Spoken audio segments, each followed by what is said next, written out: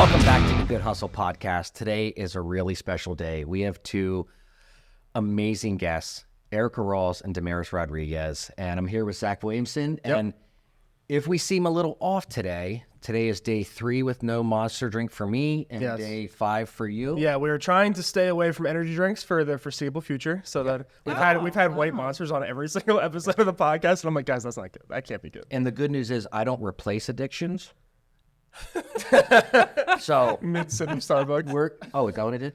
So we're going to be good to go. But like I said, I started at Keller Williams in September of 2022. Yep. And I'd always known Damaris and Erica. I'm going to get a little emotional today. I guarantee it a couple times. John, you're not getting emotional. 100%. 100%. I always knew these two great ladies, but I didn't understand how important they were to not only the industry, but to women locally and especially minority women. And to watch them do their jobs and to watch their kids look up to them, to me is as good as it gets. Yeah. And that's why I wanted you guys to come on here today, is because the importance of what you do in our business and in all business for especially women is just amazing to me. Yeah, I mean, you guys are definitely two agents. I remember when I came over to KW, one of the big reasons I came to KW was I wanted to be around the best. And I remember thinking, as I sat through a couple meetings and team meetings and stuff, I actually met Damaris right after my first one. You remember that, right? Yeah. Yeah. So, and we talked a little bit. I just remember thinking like, wow, there is so many amazing, talented people at our office. Like that was my first impression, just sitting through one little half an hour team meeting talking about business. So yeah. And I'm never typically intimidated by anybody, but I think Erica may have intimidated me earlier in my career. It's very possible. We started about the same time, 2006, 2007. And Damaris, when did you start the business? I started 2014. 2014. And I there- actually remember when you started. Yeah. Because there's not a lot of people of color in the industry. yeah. So I'd always make sure I'd keep tabs on. Yeah, Like, right. oh, yeah, we got another one. Yes. and they're both like top 1% agents locally. And the other great thing is, and with Damaris, I mean, you're bilingual, so you can help out with a lot of Spanish clientele as well, which is a great asset Yes. for you too. But Right. I wanted to kind of start with like how you both grew up. Where did you grow up? What was life like for you as a kid growing up, high school through college? Like, I mean, quickly, as fast as you can, but I don't want you to miss any good points. So, Erica, do you want to start? Oh, boy. High school through college. Okay. So I attended the great Wilson High School. Oh, good. Yes. Go Bulldogs. So Central PA knows about Wilson because we come up here and still trounce on you guys a little bit. Yes, we do. Yes, we whoop up on Wilson. Yeah, but it's a good battle. Always been a good battle. Graduated in the 1900s, somewhere in the later. Yeah, I got you. Me too. Yeah, yeah. I attended Virginia Tech, had a basketball scholarship. Decided I did not want to go down that path, so I actually came back home and graduated from Penn State. Got an accounting degree. Worked for Big Five accounting firm at that time. Wow. Then decided that I did not want to have the life sucked out of me every tax season. So I decided to go private and worked at Ahold, which is a Fortune 500 I worked at company. Ahold too. Did you know Yeah, that? I did. No, I did not. Yeah. Really? So sort of, kind of. I worked with like one of their affiliates. It was called SAS. Okay. But yeah, I was a planogram analyst. Yeah. Oh, that's so cool.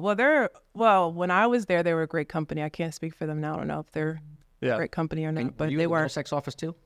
I was. Yeah, so I'd have to travel up here all the time. Car shows were just, Oh my gosh. they were crazy. And there was no thing as working from home at that time. So it was just like, Okay. that was fun times.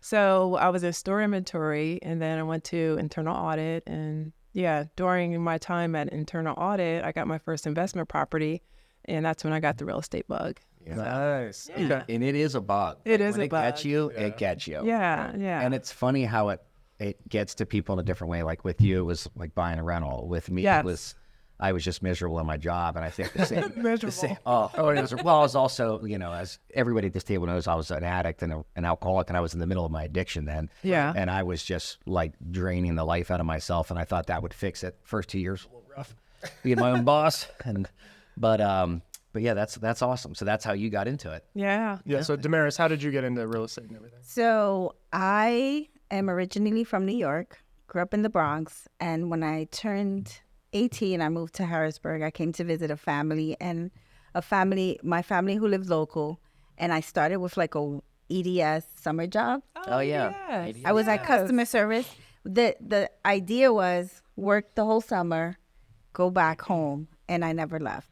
And the reason I never left was because I'm coming from New York where it's so expensive. And I found, like, I remember listening to people at the call center, they were paying rent $400. And I'm like, I can live amazing in Harrisburg for $400 a month. So I stood here, and a few years I would commute every weekend to New York City and met my husband. We got married. I was a caseworker for many years, and then I got pregnant with twins. And Wow. as many of you know, on a caseworker's salary, you can't pay double daycare. No. So I was like forced into the role of stay-at-home mom. And when the girls turned 2 years old, I remember saying, I'm going to get into real estate so that I can make my own schedule. It was a joke, right? Because we know that that's not how it, that's not true. But I was under the impression that I can work when I want. So that's kind of how, that was my introduction into the world. I come from a family of like construction and stuff. So I've been around like fix and flips. And so it was kind of like a natural progression for me. Definitely when I decided to do real estate, I didn't have a realistic take on what real estate was, right? I thought, can show a house or two, make money, stay home all day with the girls. Yeah. It was more like 2 car seats at showings, but it was rough. And I think that's a big common misconception, obviously, 100%. with real estate, because, you know, it's my own schedule. And I think, and I don't know if you all agree, but a lot of people don't survive the business because that's the mentality going into it when they get into it. Is that they think they can make their own schedule. It's not a day job. I mean, you have to treat this like a day job. And that's something that I see both of you do constantly at the office, constantly doing lead generation, constantly building up your team and working with everybody around you in ways that I just simply admire. And I love that about both of you. And yeah, you're welcome. So when you first got in the business, like what was your biggest first struggles that you can remember early on, especially, you know, with, you know, being younger and females? You're going to start? Oh, I struggled. I'm not going to lie. I'm not one of the success stories that you see on TV. I think I sold 3 houses my first year. I started with a great company, very traditional company, but I did not learn how to find business. I knew how to fill out a contract. I knew they taught me how to negotiate, but it was very difficult for me to find business. So in the beginning, I struggled with just like basic things like lead generating. Like no one taught me how to do that. I remember wanting to leave the business many times. Thankfully, I had gotten accustomed to not having an income, right? Because I was coming from this stay at home, right? That's good. So it was an easier transition for me to go months without a paycheck, right? Because you figure I'm living, you know, we're living off of my husband's income as we go now. But my biggest struggle in the beginning was just getting myself out there, finding business. I come from New York, so I don't have a sphere of influence. I didn't have a lot of friends. A lot of my family was still in the city. And one year, I remember the year that my business took off was the year that I decided that I was going to use Facebook like my sphere of influence. And I went on Facebook and requested every single person that looked like me.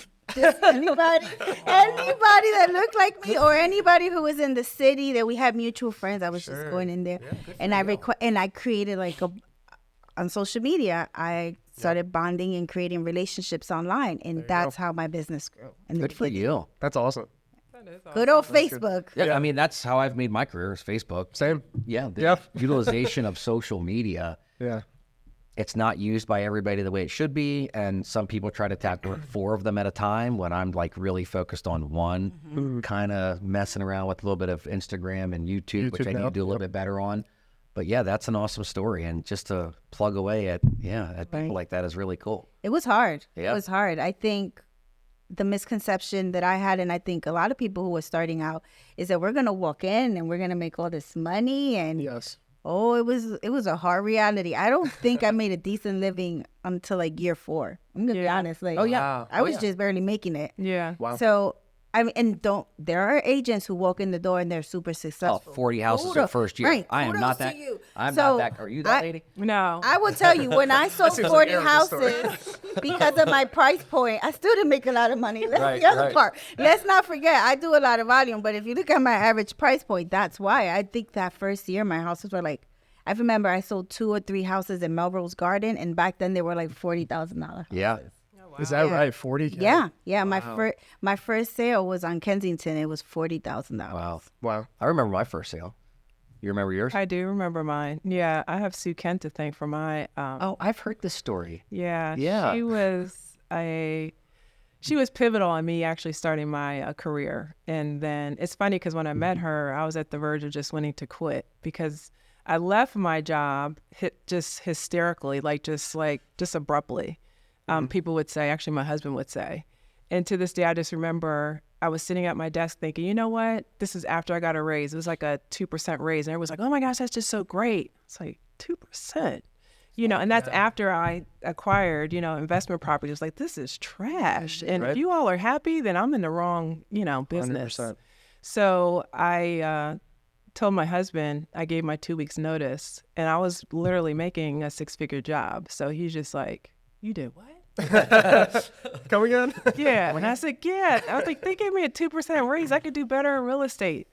Me thinking that I could just go out here and just start buying all this real estate and get my real estate license. And it was just crazy. The timing was kind of crazy. It was 2007. It wasn't until 2008 when, the world decided it was going to just go crazy. Right. Oh, yeah. So yeah, that was some fun times, and I had to figure it out. And that's when, we lived in an era, John, where REOs and huge. short sales and all of that was a thing. And you're coming in the business. Much of that yet. So. Yeah, you're coming in the business when you just want to learn real estate. So we came from the same brokerage. Actually, I started my career at the same brokerage as Damaris, and they were good at teaching you fundamentals, but again, not the lead generation part. So I took it upon myself to look for some ways in which I can actually start drumming up some business. And I shared my story with Sue, and Sue was like, oh, let me help you. She literally gave me my first client. She's a great woman. Literally gave me my first client. And it was in Mechanicsburg. It was a townhouse. It was a great price point. I did the open house. From the open house, I got other buyers, and it just rippled from there. Nice. Buyers that had to sell their homes. And I was just like, oh, thank God. So to this day, I owe her. And just coincidentally, we have the same birthday, March 6th. Nice. Wow. That's awesome. Look at that. Same. That's going to be a Wednesday, just so you know. That is a Wednesday. Yes, know. I yeah. don't know how John does So, yeah. Is that like a weird talent that you Yeah, have? he knows I every. got a lot of dumb talents. Ask Taylor. dumb. I'm just kidding. Shout out to Taylor. Shout out to Taylor. That's a great story, and it's amazing, like the people that were super influential. Because when I started the business, same time you did, Yeah. like we didn't know anything, and everybody said to me, "Oh, you started at the worst time," but I had to treat it like a job. Like I actually had to work. I wasn't just a phone call taker answer, like selling a house. Like 2004, 5, 6, when anybody was getting a mortgage, like they just were order takers, and we didn't have to do that. No. And neither did you. You had to work. Yeah. I didn't. I was big on the open houses at the beginning Open too. houses Every are Sunday. king. Every Sunday. Day, open houses are king. Every Do it Sunday, right. I was at an open house. Yeah. I was at an open house, and I drummed up a ton of business in the beginning. And new agents, I recommend if you don't have any listings, I'm sure somebody in your office will allow you to do an open house. Open houses, I would say they fed my family for at least 2 or 3 years. Wow. Yeah. Yeah. You know what? One other thing about Sue, I'll never forget, what resonated with me. She showed me how to actually have conversations with people. You know how people would teach you scripts and dialogues? She, from back then, was talking about, it's not really about scripts, it's about having conversations with people. Yes. Build a relationship. So build a relationship. She's like, yeah, I go to people's birthday parties. I go to their funerals. I'm invited to their weddings, their bar mitzvahs. And I'm like, really? She's like, oh, yes. And she literally had this box of index cards by their last names. And she actually would, I apologize. It was by their birthday month. Oh, even better. Yeah. Because you're focused on month at a time. You're focused a month at a time. She's like, you need to do this. That was a CRM before. That was There a CRM. Yeah, it was in a shoebox. Yeah, she's like, you need to do this. I'm like, really? I gotta send birthday cards to people? Like, and at that time, being so young, I just wanted to make money, you know, because like you, I had a set of twins at home that I had to feed. Yeah, the first house I ever sold, the first one I ever went under contract on was not the first one I settled on. The first one that I settled on, I was invited to their wedding. Oh, that's First house I ever settled. And I remember driving around in my my wife at the time's Volvo, because my car was junk. And I remember driving around. They're like, "You love this job?" And I'm driving down Front Street, showing them. I'm like, "Oh yeah, this is the greatest thing in the world." Like, because I'm driving people around, but I don't drive people around anymore. I'll make them follow. But I prefer that. love it. I live in my car, so it isn't always the most beautiful thing in the world inside, but it is okay. So we kind of hit on this before you got here. Craziest thing that you've ever seen in a showing. Damaris, you want to start, because that way it gives her time to think, and then I'll share mine too. So a few years ago, I think it was like year 1 or 2 in real estate, I got a listing off of desk time, you know, when we would sit and cover floor time. I almost forgot what that was. I'm like, desk time. right. What's that? Okay. Right. Yeah. Remember back in the phone day? duty, Yes, phone duty. We would I have no idea what desk time is. basically, I'll tell you that. You You're a sit good man in the for that. front, you sit in the front desk, and any leads that come in, it's yours. Well, this was a listing on 6th Street. And the person was incarcerated due to child support. It wasn't like a huge crime, but he was away due to child support, and he called that he had to sell this house to pay his back child support. So I make an appointment to meet his dad, who is house sitting. And I walk in just to kind of give him, you know, take my pictures, go over values. And the dad and his girlfriend were getting ready to smoke crack. And when I walked in, they had the spoons out, the drugs out, and Crack is crazy. they just said, "Oh, darling, you don't mind us." Oh no, she did was Don't take mind. a Like she's lighting a candle or Oh, something. she did Don't mind me. She just put a piece of aluminum paper to cover her drugs. And she just said, "You just go through the house. Sweet as pie." I walked through the house. I'm like, I got what I need. And I walked back to the office. When I got back to the office, I'm like, This was your first listing appointment? yeah, no, it wasn't my first. Oh, okay.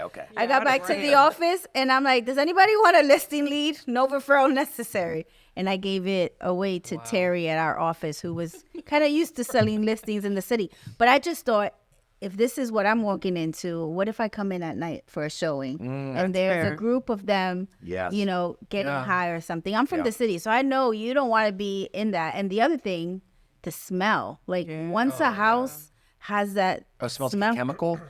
smells, I don't even know how to describe it, but it's a smell that once you smell it, you'll never forget it. Yeah. It's so, yeah. And I called, the son calls me a few days later from the county. I'm like, yeah, I don't think I'm a good fit. However, the house ended up getting sold. Yeah. But it sold, and the agent had a conversation. Like, if I walk into this house and you are doing this, I'm going to call the cops. And I didn't get into it. I just like, oh, nice to meet you guys. Have a blessed day. I walked out. I wanted about it. nothing to do with the crack house. Yeah. Yeah. I mean, we've all seen crazy. What about you? Oh my gosh. I mean, the craziest thing I've seen is walking in and someone was butt naked. Yeah, I had that. Yeah. Passed out, buck naked on a couch. with, Mine like, was in a alcohol. bed. Yeah. And I was just like, oh man, no one told you we're coming today, you know? So. I mean, we've all seen crazy stuff. Yeah. Though. Like, I love when I go to a listing, I'm like, sorry, it's such a mess. I'm like, you have no idea how clean your house is in comparison to some of the stuff I've seen in 18 years, because it can be pretty brutal. Yeah, so let's go back in time a little bit, because I can tell you from like my experience growing up, I wish I could go back and tell myself a couple things when I was younger. I can't, and that's okay. But if I could, like, I would remind myself, like, you are who you hang out with. And I've talked about this 3 times in the podcast. Yep. Yeah. So if I went back to myself and said, listen, you're going to be the people that you hang out with, and that's just the bottom line. So what about you two? If you could go back to 25-year-old self and say something like to catapult your career or to make some changes or anything at all to improve your life as it is, anything you could think that you would want to say? Anything that I could think of to my 25-year-old self. Hang in there. It's going to get better. Oh, and guess what? You're going to hit some really crazy brick walls, but you're going to have to stand strong. And at the end, you're going to become a winner. Man, that's awesome. And that's what I see in you every time I look at you. Really? Every single time. Every single time. Both of you. Yeah, Like, for real. Yeah. going down to your office, I remember the first time I met one of your kids and just thinking about all the opportunities she's going to have because of the hard work you and your husband have put in. Right. And especially, you know, she's a young girl, you're her mom, and I'd love to use profanity, but I'm not, but like, I'm bad at, you know, like, you're amazing. And just the way that she looks up to you, and all females look up to both of you, it's just awesome, both young and old. Like, to me, you're doing so much for our community. It's unreal. So what about you? What would you tell yourself? I would tell my 25-year-old self that failure is not the end. Like, we're going to fail, and you're just going to get up and you're going to do it again until you find your success. My 25-year-old self would have never thought that I would be where I'm at right now. Yeah. You know, coming from inner city, growing up in the worst neighborhood in New York City, just dead-end job after dead-end job, and working at the county and dealing with anything in family services, it sucks the life out of you. It sucks like the joy out of you. Yeah. And don't be afraid to restart. Because at 25, I thought I was too old to restart a career. Now I look at it and I laugh at that. But I really, at 25 years old, I thought where I was in life, that's where I was going to end up. It's pretty cool to change your stars, though, isn't it? Yeah, absolutely. Right. That's exactly how I felt 3 years ago. Failure is just a step. Yep. And you just take the next step and believe in yourself, because a lot of the times I feel like women, we have a lot of self-doubt. And if you're not and surround yourself with people and in an environment that's going in the direction that you want to be. Like, you almost have to leave certain spaces to excel, like, and just keep trying, because your moment is coming. Like, your moment is coming. It really is. And you know, my sister, today's her birthday, and Happy birthday. Yeah, happy birthday, Lulu.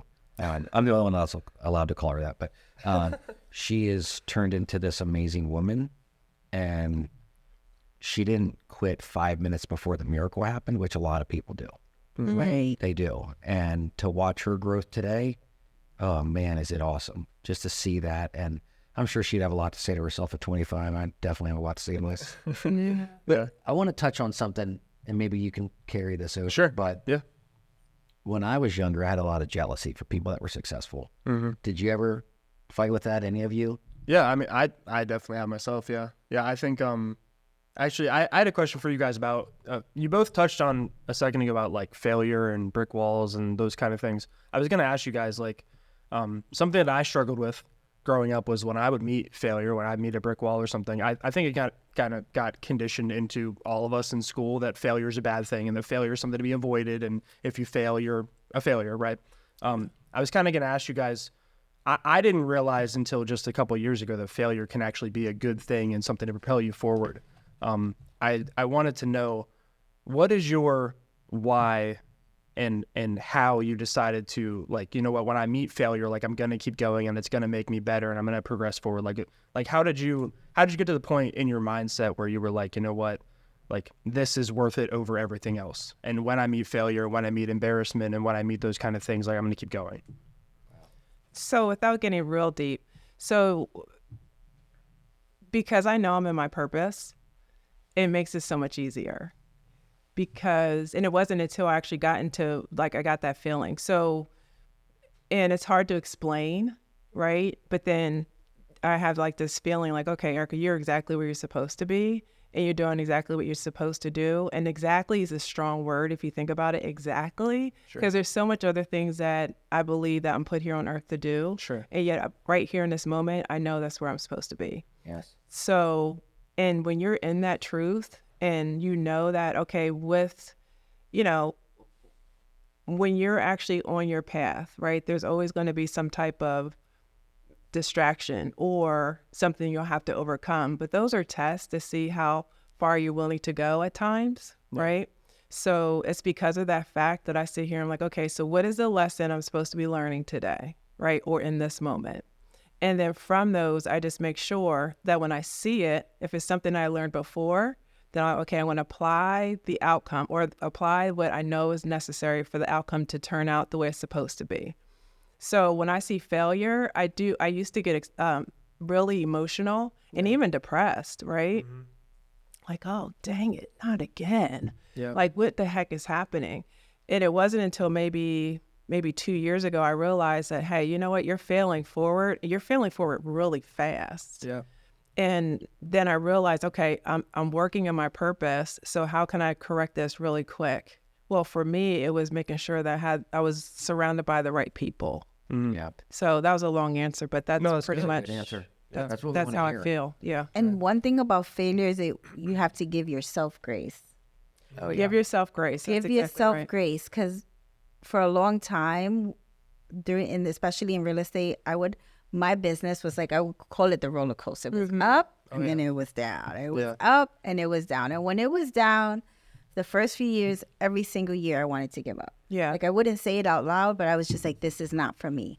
This is not for me. And then when you realize, when you give yourself grace when you're down there, and then you just kind of like self-reflect, like, why is my business doing this? And it was because of I was blaming the economy. I could have blamed business.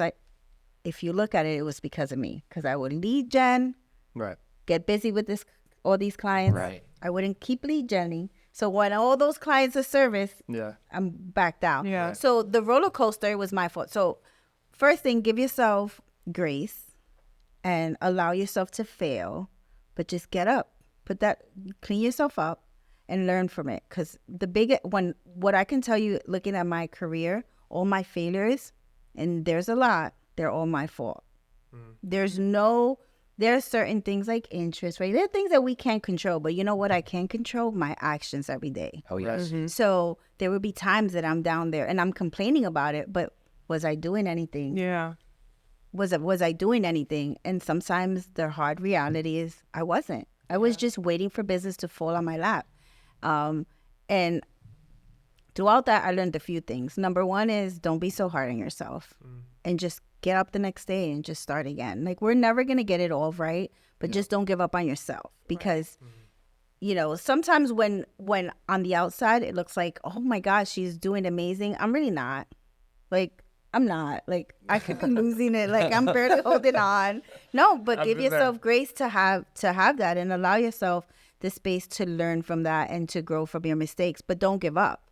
Like, sometimes I got to look at myself in the mirror and like, you got to get it together today. You're allowed to slip once in a while, but give yourself that pep talk, and just give yourself grace and move on, and don't ever give up. It's Keep just, moving forward. yeah, if you're not failing, you're not trying. Right. And you're definitely not growing. Right. Like, if you are afraid of failure and you never fail at anything, that means you're not doing anything. Right. You're not taking risks. Yeah. No, and you have to take risks in order to grow in any business. And I can say, you know, you can piggyback off whatever you want, but when I got into the business, I plateaued after 15 years. I was plateaued.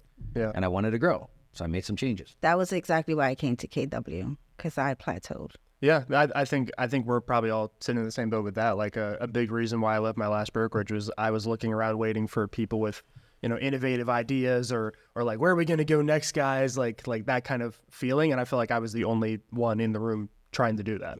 And so I wanted to be around more people Right. like you guys who weren't too. afraid to fail. And actually, the reason I brought that up at all, John, was because you mentioned jealousy. Oh, yeah.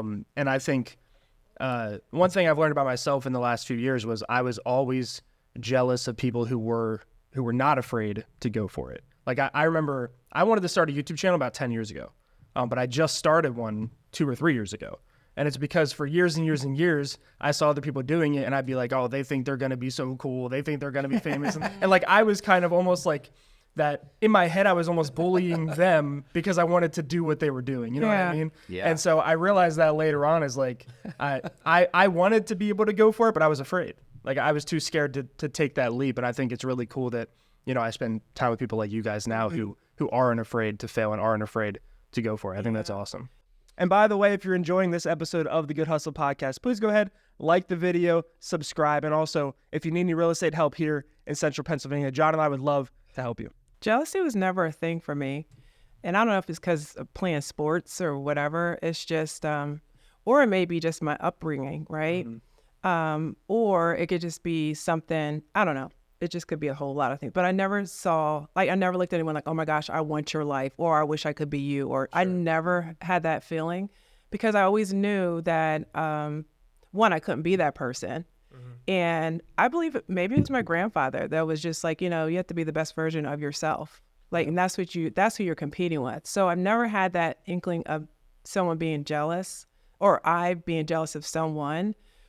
And yet I would hear people say, well, you know, such and such is jealous of you. And I'm like, that's sad to me. Like, and when I hear that, I literally would go up to them like, hey, you know what? I think you're so special. Yes. You know what I love about you is boom, boom, boom, boom, boom. Just point out all the things that they're great at that I wish I could be in a sense, right? Or I wish I had, but you know, that wasn't my God-given talent. Yes. So then we just build rapport from that way. But I just, I don't know. Yeah. And I agree. I feel that my blessings are not your blessings, and your blessings 100% are not my blessings. And if I had your blessings, Lord Jesus, it'd be hell.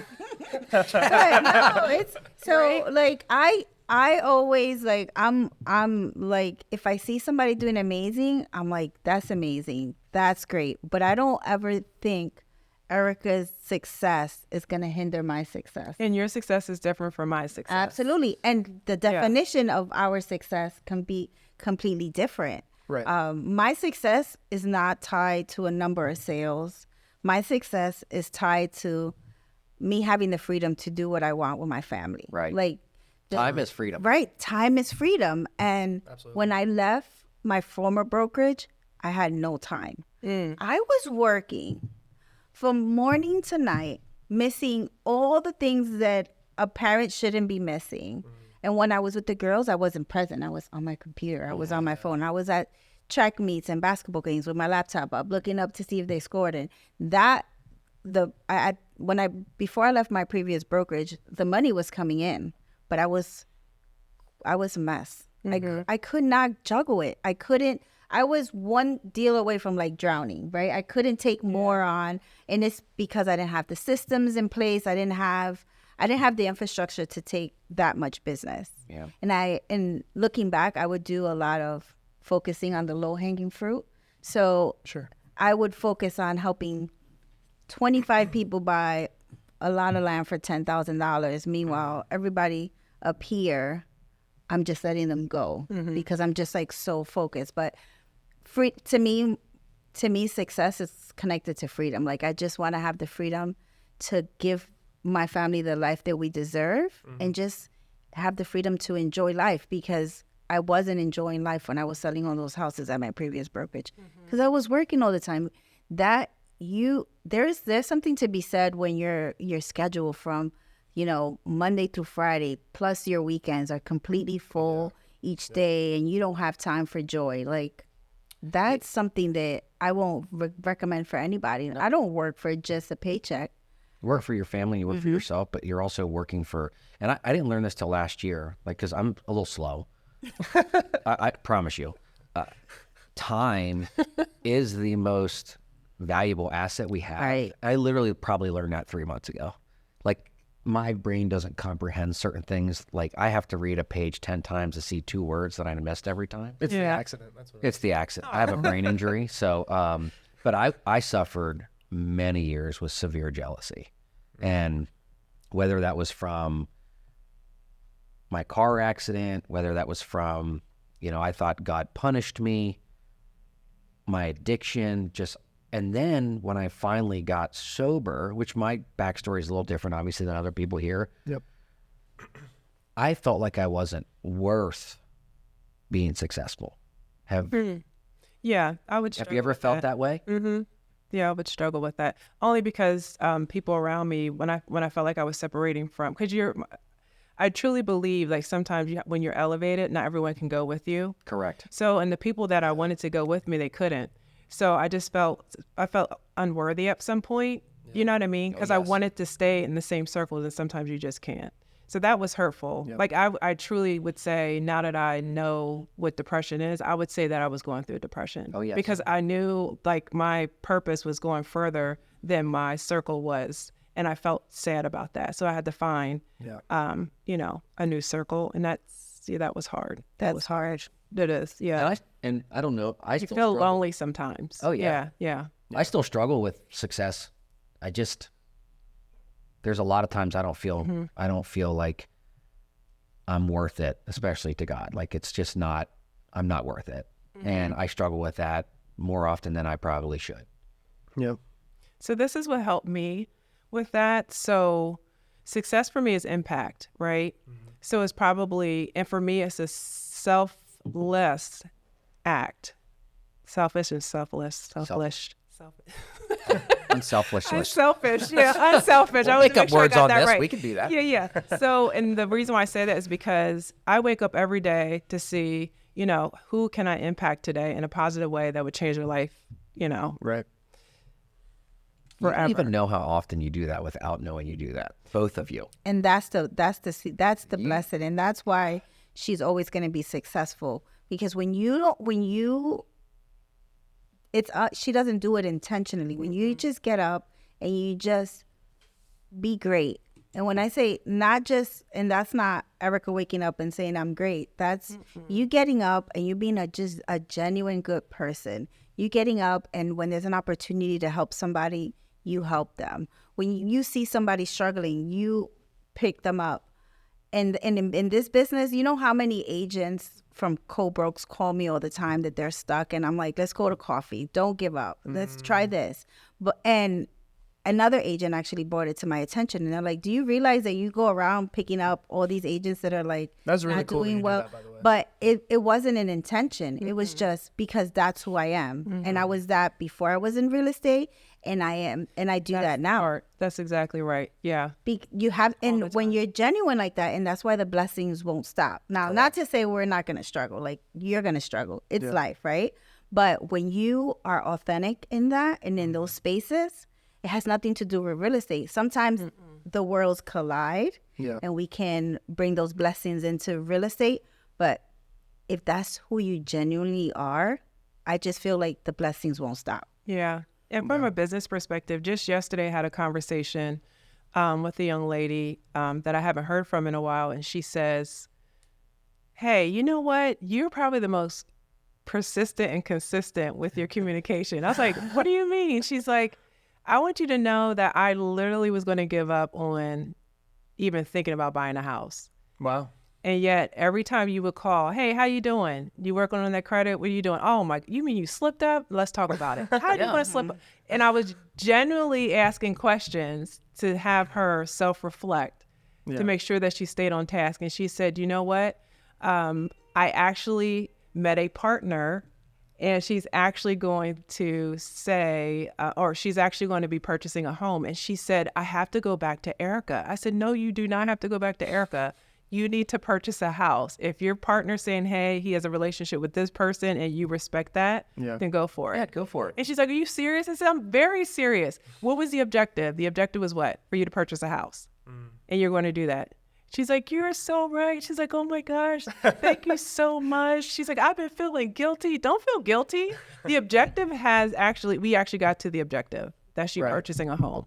And you helped for a long period of time. Now, and she's saying, like, every day that I talk to the agent, I'm like, well, Erica did this. This is not right. And no, don't do that.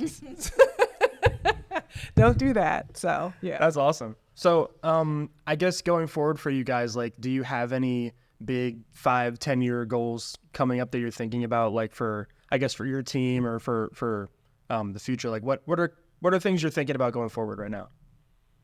What am I thinking about? So every day, it's now that I got clarity, it's simple for me. It's how many people can we impact in a positive way? Because you don't see a lot of people that look like us in Central Pennsylvania that's doing what we're doing for me and Damaris. Amen. Yeah. So it's True. just, that's what's important to us. And my goal is to make sure anyone that chooses to have a home or purchase a home, that they're able to.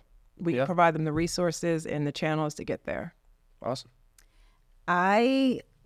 My 5 to 10 year goal is it's twofold. My business, I have goals of where I want it to be within the next 5 years, and then the other side is that I have some investment goals within the next few years. Okay, nice. And I'm getting into like other parts of real estate, like hard money lending, and I want to invest really aggressively on multifamily units. So I have some like hefty goals that I set for myself, and my goal is to like have by the end of the year to have 3 properties on them for my girls, so they can start producing income for college.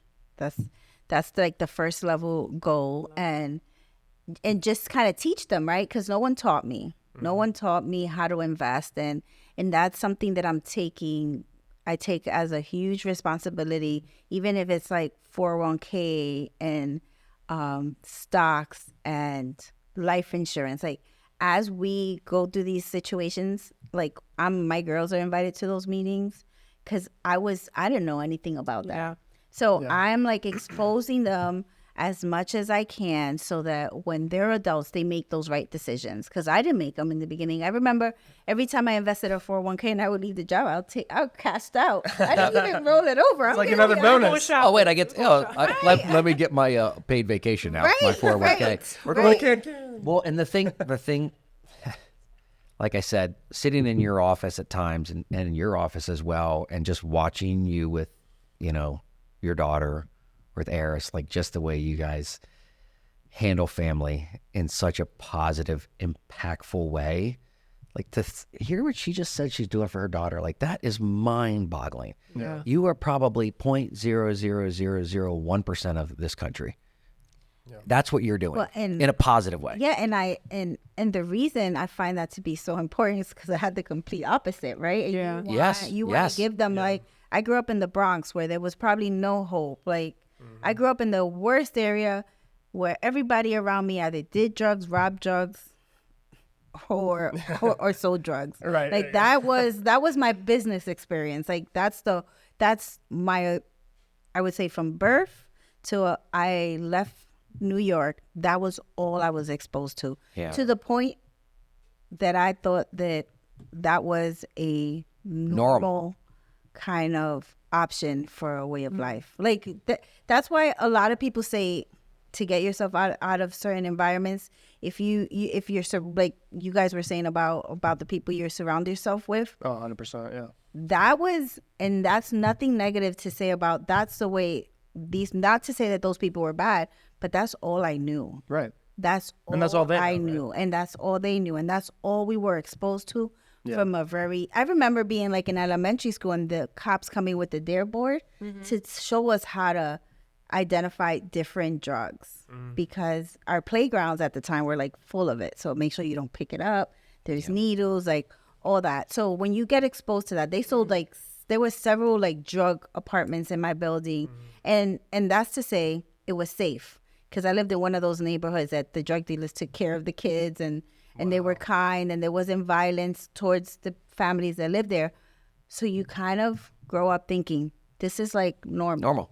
It's normal. And then I moved to Harrisburg, and Harrisburg is not country, right? Right. It's a city. I moved my first apartment, Twin Lakes. I thought I was in the country. I'm like, this is a culture shock. I can't hear anything outside. I'm going back to the Bronx. This is too much. Like, I was afraid of every, like. I can't imagine. No, it was like one. it was day and night. And then I was working in the summertime. And then you just realize, like, this is how the other side of the world lives. Like, right, you don't have to worry about shootouts outside or your family members, boyfriends, husbands getting caught up in a drug thing. It was almost like a culture shock, but in a positive way. And then the longer I stayed in Harrisburg, and when I would visit, it was like you would notice, like, that's not normal for the kids to be outside playing and a drug deal happening right next to them, and they're so accustomed to that they don't see anything wrong. The parents don't see that way of life is wrong. So when you expose yourself to things out of your norm, you kind of like realize that there's so much more to the world. Oh, yeah. And I think in Harrisburg, it's not really country, but in my eyes, I came here thinking, oh my God, this is like the country. And You're seeing cows and hay bales, and you're like, what is this? What is that? And back then when I moved in, they didn't have like ethnic supermarkets. We didn't have that. So I would have to, like, I was struggling with food. I was struggling with the options to eat, because, you know, New York City, if anything I wanted to eat, that's true. I could have walked any block and got, you know, soul food, Spanish food, Chinese food.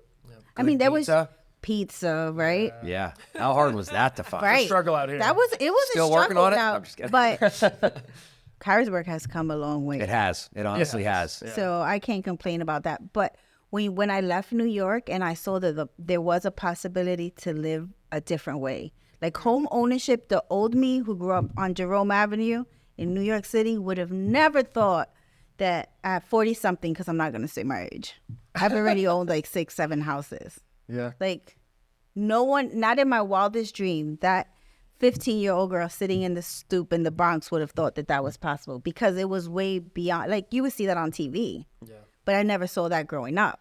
Right. So leaving my environment is what really changed my life. Yeah.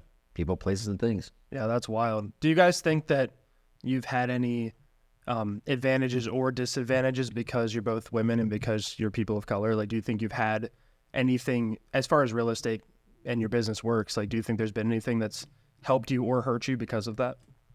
So disadvantages or advantages? Yeah. So in the beginning stages, I felt as though that I may have been looked over because of the person that I am. Mm-hmm. And they're just assuming just based on the color of your skin. I mean, we're living in Central PA, so you figure back in 2007, we still had, you know, challenges, and we're still overcoming challenges, right? When it comes to race and ethnicity. So, yeah, that's something I had to struggle with. And yet I know I'm an overcomer. Yeah. So I would just make sure that whenever I entered a room, I made sure I made everyone feel comfortable. Like, I felt as though I had to make that person feel comfortable. Like, hey, it's safe. Sure. I'll never forget the experience that I had in Halifax. And I walked in the house and they didn't know. No, I even have a better story, y'all. Okay. I'm ready. Do tell. I'm gearing up now. I have a better story. This is a true story. I even shared it on my social media channel. So I had the opportunity to call for sale by owners and expires. I'm going to try to do this as quickly as I possibly can. And I called this one gentleman, and they lived in Forest Hills, the villas, right? And his house just expired. And I was like, hey, Mr. Such and Such, I was calling about your house. You know, is it still for sale, whatever? Because I really had a buyer. He's like, yeah. He's like, can you, my house didn't sell. He's like, because, do you know any black people? I said, excuse me? He's like, yeah, because all these black people are moving in the neighborhood. I was like, wait, what's happening? What? Oh, man. So I guess I didn't sound as if I was a person of color. Oh. And I was like, excuse me? He's like, yeah, can you come over? And I was like, well, I can come over and assess your home. May not be telling the story exactly the way it actually transpired, because there's just so much to unpackage there. Right. So I go over there the next day, and his wife answers the door. And I was like, hi, I'm Erica Rawls. I'm here for my 1:00 appointment. And she's bright red. Face is bright red. And then I said, may I come in? She's like, sure. And she yells out to her husband's name. I'll just call him Al, because that was not his name. Sure. Al, the realtor's here. Voice is trembling. I come up to him around the corner. He's like, Erica Rawls, like, how you doing? I'm like, this guy, am I being punked? I'm looking around like, okay. Right. I remember the conversation we had, don't you? So I said, hey, so where should I set up? I put my stuff down and who's going to take me on the tour? Because I want to know who was the dominant person. I knew who the dominant person was. It was him. Right. So I knew I was going to have the pleasure of walking around the house. So he's like, oh, I will. Come on, let's go look around the house. And he's walking around the house. He's like, hey, after we get through all the rooms upstairs, he's like, hey, I want to talk to you about something. You know, yesterday, I was like, mm-mm. And matter of fact, it wasn't black. He said colored. He's like, all these colored people are moving into our neighborhood. That's what it was. Yikes. He's like, it's okay. Nope. Let's go sit down and talk about how we can get your house sold. So he's nervous at that point, like, oh my gosh, she's not even going to address this. This is crazy. And the wife is looking at me like smiling, like, okay, when is this bomb going to drop? Oh. So we go, he's like, no, I need to talk to you about something. I said, what is it? He's like, you know, yesterday when I was talking about, you know, color, and I stopped him. I said, sir, it is 2022. Oh, this happened in 22? Oh. It is 2022. We do not refer to Black Americans as colored. Yikes. Yeah. He's like, so what should I call you? I said, you can call me Erica. Amen. Yeah. And if you're referring to someone of color, right, you know, you could say that Black woman is what we like to be preferred as, you know, or Black male, whatever. So, but don't use colored. And his wife literally was smiling as if she was wailing up, like, I've been trying to tell this dude all my life that you don't call people colored. Was he older? He was older and she was younger. Unfortunately, they were getting a divorce. So then he goes on to tell this story. He's like, hey, you know what? And then I was talking about his experience at the gym because he liked to lift weights. Old guy, I want to say he's like 75 years old, still lifting weights at the gym. He's like, yeah, and then I saw this. He stops. He looks at me and says, so what am I supposed to say again? 2022. I just can't imagine. I was expecting you to say that story and date it back to when you first. Yeah, I thought you were going to say like, oh yeah, this was in 2003. Yeah. 2022. So I literally went to IG with this whole thing and I was like, oh my gosh, please report in. Please report in. I think it might even be on my timeline still if you go back. Sure. Please report it. We need to know how this all turned out. Yeah. So yeah. So did you look at any positive notes from him at least saying something about it? Like, was there anything? Because that's really tough. So I think to whom much is given, much is required. I really believe that's in the Bible, right? It is. So I walked away thinking, okay, he was ignorant. He did not know. Clearly no one addressed him as to the proper way That's to what I'm saying. address Yes, us, yes. right? So I'm hoping if you're out there listening, you learned. And you're not calling us colored, Yeah. right? Yeah. Yeah. So I truly believe that in my heart. Yeah, I've never been called colored, but we're like Mexicans, like the blanket. Yeah. Oh yes. We're all Mexican. It's like You know, we're all Mexican. It's like okay, we're I have Mexican. to say that. Like, I was thinking about this morning as I was getting ready. You know, Northern Africa, a lot of them speak French. They're not French. Just because you speak Spanish, you're not Mexican. And like that is a common kind of like misconception that people have. Like they just think that way, and it's just not a reality. Like Northern Africa, they speak French. They're not French. Right. Like it's a completely different culture, completely different world. And I've never experienced that until I moved to Central PA. Because New York is such a diverse place that I've, you know, our neighborhoods are filled with all colors, and you go to school with all races and nationality. And they identify like you're Dominican, you're Mexican, you know, you're Puerto Rican. Okay. You're Honduras. Like we can identify each other. Yeah. And in New York, I think people make a better, they understand. And most people understand the cultural differences, and it's kind of embraced. But when I moved to Harrisburg, it's like everybody, all of a sudden I was just like a Mexican. I'm like, I'm a Mexican. Like, I'm not laughing. But right, but that's what it was. I'm not surprised. No, I've never in my adult life. That's over here in Central PA was the first time someone referred to me as a Mexican. Yeah, and I will tell you, when Taylor moved here from Colorado 6 years ago, she was surprised at how it's not multicultural here. And I said, you should have been here 20 years ago, because it's grown a lot since then. And it's one of the other reasons I love KW. Yeah. Such a multicultural office. And 100%. I feel like United Nations almost. Right? I've learned so much in 2 years, and it feels good to know and to like just add respect to different things. And I've heard you speak about a lot of this stuff. And I've learned Sometimes too loud. no such thing. I really don't feel there's a such thing. And I just think it just shows what a strong person you are, both of you. And when I was looking at when I decided to leave, there wasn't many. I was the only Latina in my office, but thankfully I was blessed to like land in an office that everybody was amazing. Yeah. So I never felt that issue. I never felt that race issue within my company walls. Like they were always amazing. They embraced our differences. Like I was great. But then you realize just because that office was like that, and then you go into other real estate functions and you're like, oh.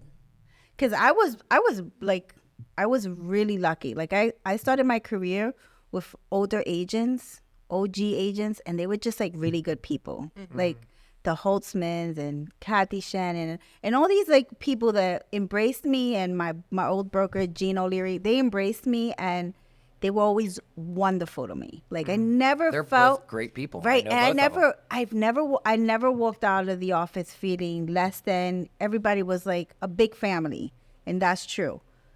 But then you start putting yourself in spaces outside of these group of people, and then you realize, oh, not everybody is so welcome. Yeah. Like for so many spaces, I would be the only one, and I was used to that in my office. But it was great. Like we had nothing but love for each other.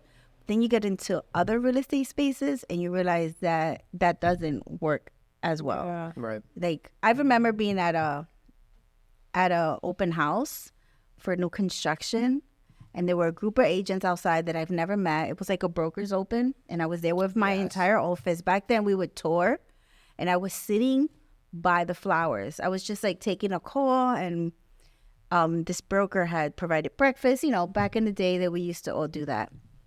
An agent gets out the car, makes small talk, and asks me about the flowers. I can't even keep I can't keep anything alive, so I know nothing about flowers. So I just turn around and I'm like, aren't they beautiful? We start talking, and he asks more and more questions. When he leaves, someone tells me, do you realize that he thought you were part of the landscaping crew? I'm like, what? Seriously? I had no idea where that story was going. I did as soon as she said flowers. The second she said flowers, I know. It was going above me, and I'm just like, in my mind, I'm like, why is he asking me about the flowers? Above me too. But well, he thought I was a part of the landscaping crew because they were there. They were mulching and stuff, so he asked me a bunch of questions about the flowers. Here's part of that problem. The second you said flowers, her and I both knew where that story was going. That's part of the problem. I laughed about it that day because I'm like, shame on you, like whatever, dude, like this middle-aged man, like get out of here with that. But I don't get offended by it. I just think it's ignorance. It looks bad on him, and we kept it moving. But that's kind of stuff has happened to me, that they don't think that I belong there. Like, why don't I would like to set the record straight. I had a suit on. It was a broker's open. I didn't look like the landscaping crew. But it doesn't matter. I was the only Latina there standing outside, and they just assumed that I was there to oversee the landscaping project. There's a lot of stories like that. Oh yeah. Yeah, it's just, and it's going to happen forever. Right. It is. And it's a lot of it's thought behavior. Mm-hmm. It is for sure, and it's something that needs to be addressed daily. And it's one of the reasons, like I said, I really wanted you both on here. I want to kick back because I think I know the answer to this question for you, but I don't know for Damaris. So, if you look back, who was your biggest role model? In the business? No, in life, everything general. In life? Oh, my grandfather. All right, I know it. Yeah, 100%. Yeah. Yeah. You want to tell a little bit why? Oh my gosh, because how do I say this without getting emotional? You're allowed to get emotional. No, I'm not. Yes, you are. I've already gotten emotional. Stop, John, stop. Okay. So my grandfather to me was he was like a legend. He is a legend. So anyone that knows, like in our community, if you are, in the church circles, if you say Carl Hines, you pretty much know who he is, right? So, and with that comes with a lot of responsibility because he was just a great person. Anyone that he would actually interact with, he would make them feel like they were his best friend, right? And that's all I choose to do, just to emulate just a little bit of what he's done. because then I know I did a job well done. Because if I'm still talking about him and other people, if I walk somewhere, if they're talking about him, then he did a job legacy. well done. It's a legacy. So yeah, that's what I look to do. And he would give people grace. You know, you look at him, I just think of grace, you know. So, because growing up in a Pentecostal church, if you didn't show up in church, you know, most pastors would be like, where you been? You're a sinner. Come here. Let me pray for you. Get the demon out. Whatever. Right? The demon. But my grandfather was like, hey, how you doing? It's so good to see you today. Yeah. You know, give me a hug. And it's like, that's church done right. yeah. That is, I agree. Yeah. Yeah. That's church done right. And have you crying like, man, I'm a sinner. Yeah. Not the other way around. The other way around, you're defending yourself. Like, how you doing? You know, whatever. It just, no. That's grace. That is grace. Right. That is great. And it's so important. That when people talk about church and there's different denominations of Christianity, I always tell somebody if I walk into your church and I don't feel love, to me that's what, like, when you walk into a God church, is love. God is love. So if 1000%. it's not that, then to me that's something different. Yeah. And that shows that he was, like, I always say that's a real one. Yeah. Because so many times I feel like the titles, people are very judgmental in those spaces, which I feel like a whole generation of young people are probably not following. They don't want to go to church anymore because of that. That's true. That's missing in the world. It is Like, definitely missing.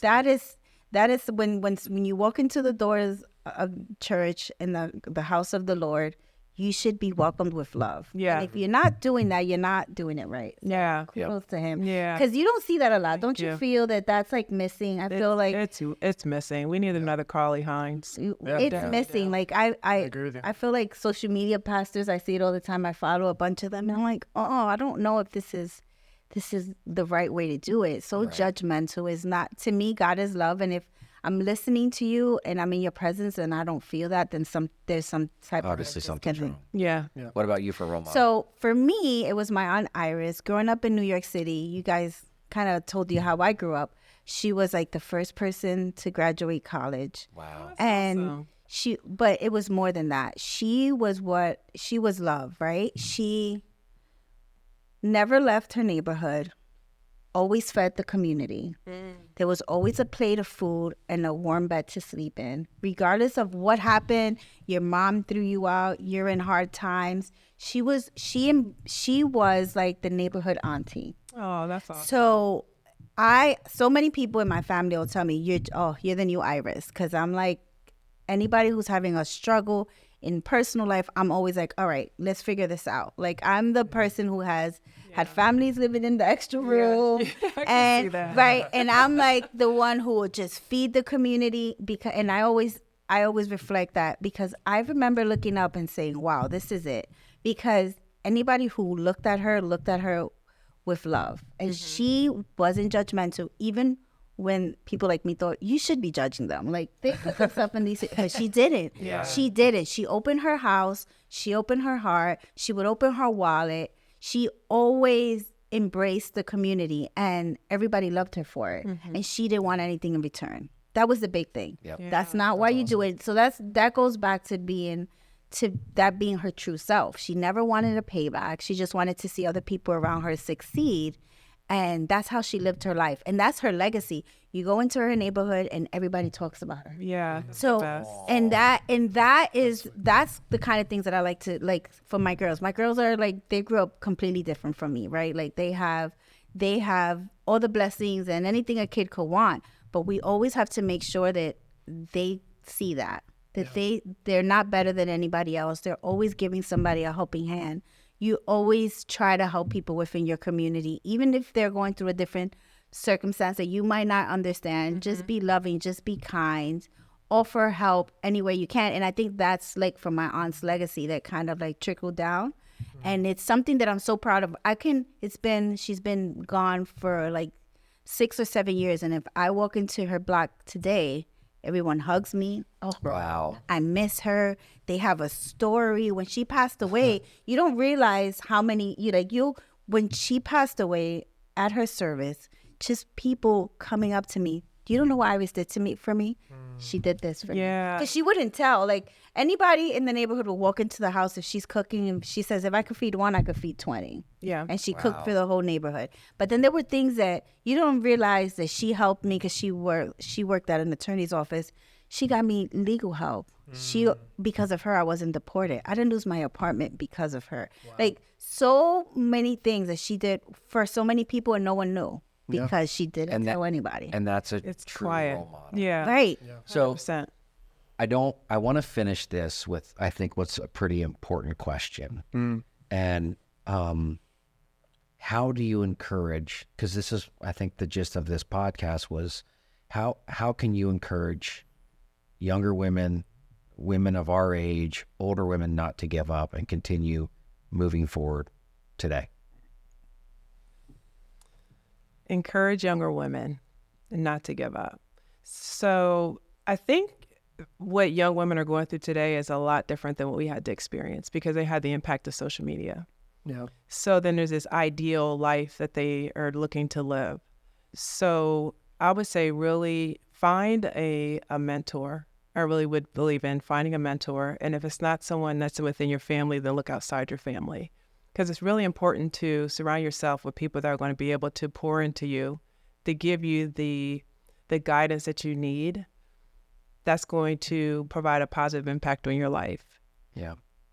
As a young woman. And then I think it's funny because not even young women, I just think women today just need that encouragement and to be able to surround themselves with women that allow them to be their true authentic self without being judged and to uplift them and to be there when they do fall because you don't see that a lot of times. So you may come across women that, I should say you may come across females that may not have pure intentions. So you have to have discernment too to see, okay, am I safe with you? Because you're not safe in all rooms. So, I mean, I can go on and on, but Yeah, that's perfect. Yeah. It's perfect. What about you, Damaris? I would say find a mentor, believe in yourself, and understand that not everybody is going to understand your vision. Not everybody who's around you is going to believe in you, and that's okay. I think many of us, we feel that we need to have our friends to believe in us for us to be successful. Yeah. That's not true. Believe in yourself, find yourself, be in spaces where people are accomplishing what you want to accomplish. And don't take it personal if your friends don't support you, because they might not see your vision. It's time to find new friends. But yeah, That's that's a whole other podcast. Yeah, we can do that one. No, but it's right. But sometimes on your journey you might be alone. Like not all the time that we're like you had to leave friends behind. I remember when I was like buckling down, I had to almost isolate and just like focus on my goals because I had so much I wanted to accomplish, and anything outside of that was a distraction at that point in my life. And some people took that personal, and it wasn't personal. It was just, I have to accomplish this. I have like a lot of people who are counting on me. I have a vision, and in order for me to make that vision a reality, I don't have time for that other stuff. And some people didn't enjoy the ride, and I lost friends over it. And it wasn't intentional. It was just I was like very focused on my goals. And sometimes the people around you don't believe in you. But however, sometimes the ones who didn't believe in you, now they're like supportive, because sometimes they don't believe in you because they don't feel that they can accomplish those things. So sometimes it's not about you. It's about their limited vision. Yes. But don't give up.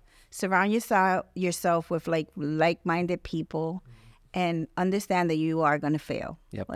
And if you're really looking for a mentor, there's some really great ones sitting at the table. And then also Keller Williams has a women's mastermind that Brittany Giles started, and it is filled with tons of women. So if you can research that or talk to these two ladies on social media, find this group if you're looking for, strong women to stand with and learn from and grow from. It's the perfect place to be. Yeah. Yeah, I think, I mean, this has been an awesome talk, guys. I just want to speak for everybody when I say, like, this has been so special and cool to, like, hear your guys' stories and learn more about you today. I learned a ton about you guys that I've always wanted to know. So I think that's awesome. And yeah. Thank you for having us. Right. Yeah, we don't take it for granted. Yeah, so I think we appreciate it. both had a lot of growth on this side of the table. So Absolutely. that's thanks to both of you. So we're really blessed to have you on The Good Hustle, and I can't wait for this one to air. And I can't help but be emotional. And I tell you what, you are like a bright light in our office. Like, I feel like you walk into rooms. I don't think you realize the impact that you have on other people. Like, you can walk in a room and when you walk out, everybody's smiling. Don't you feel that? 100%. I don't think you realize the impact that you have. Like, your smile is contagious. Your laughter is contagious. You make people better, and you really have to. I know you probably don't believe that about yourself, but I'm telling you, just look back after you leave a room, and everybody's always smiling. And that's creepy, like no, not because I'm good at that. I'm good at that too. And just to add to that, I just said last week to my husband, I said to him, I say, hey, you know what? You have to meet John Henry. No, we were at Your Shalit's. anniversary.